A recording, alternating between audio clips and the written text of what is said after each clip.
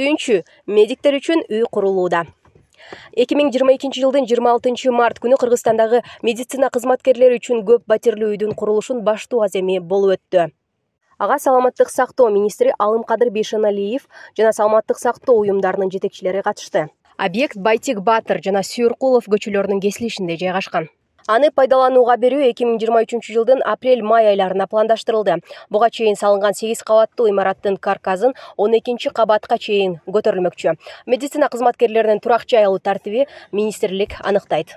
Биз тарыхый учурдун күбөлөрүбүз. Бүгүнкү күнгө чейин дарыгерлер үчүн турак жай курула элек болчу. Биринчи этапта бир үйдүн курулушун бүтүрүү пландалууда. Каржы булактары аныкталган соң, кийинки этапта дагы бир үй куруу пландалууда, деди Алымкадыр Бейшеналиев.